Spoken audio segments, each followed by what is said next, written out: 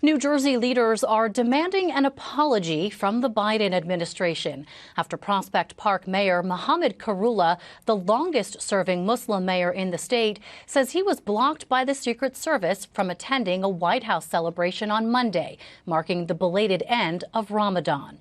Khairullah says he was personally invited to attend, but told just hours before the event that his security clearance was denied, with no explanation.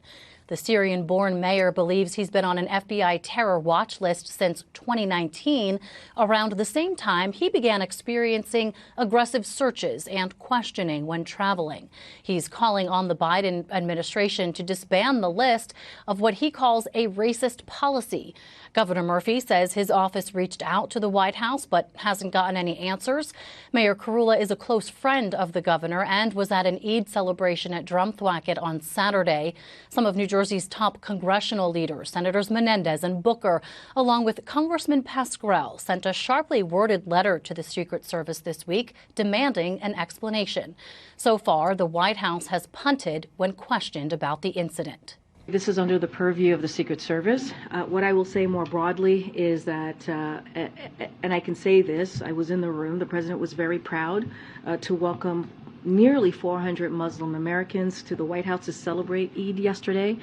It was a meaningful event, an opportunity to celebrate along Muslim leaders from across the country who were here, as I said, nearly 400. This particular situation is under the purview of Secret Service, and so I will leave it to them to speak to directly. And Prospect Park Mayor Mohamed Khairullah joins me now.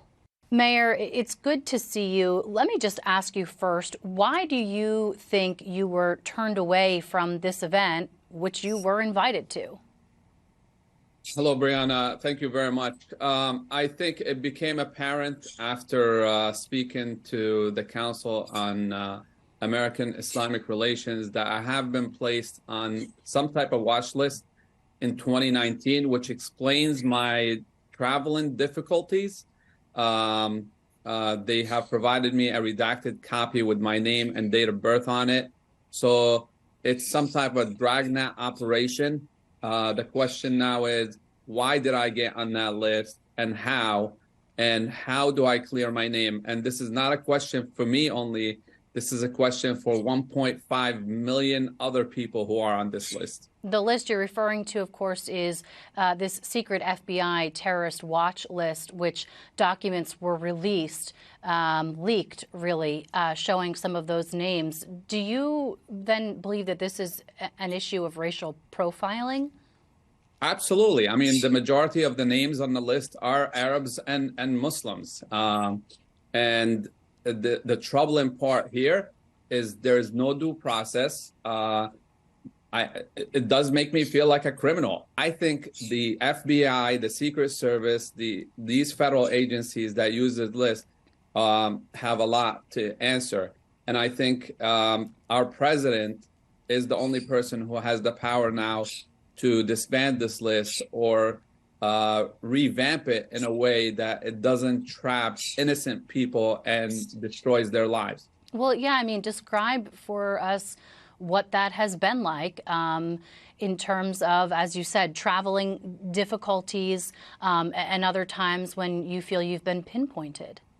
Yeah, I mean, I could go back to 2019 when we traveled to Istanbul. It caused us missing flight connections. It cost me $6,000 to buy new flight tickets to come back to the United States. And somehow, as I was the last person to leave the plane with my family, agents were at the gate saying, "You've been selected randomly." I mean, it can't get more hilarious than this. And then when I'm being interviewed by an agent, I get a flat out question, and I quote, "Did you meet with any terrorists?"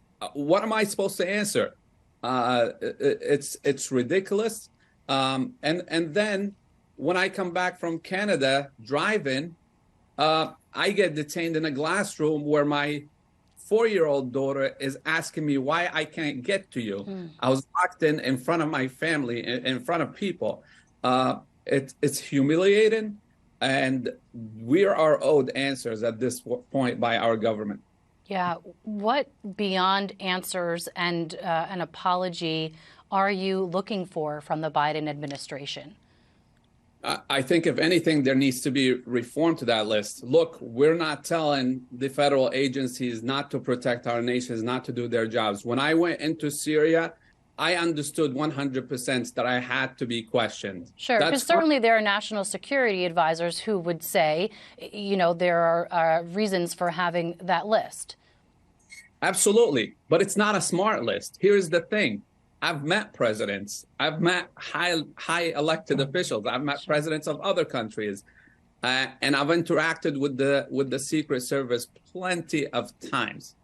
But that's when they met me as a person, as Mohamed Khairullah.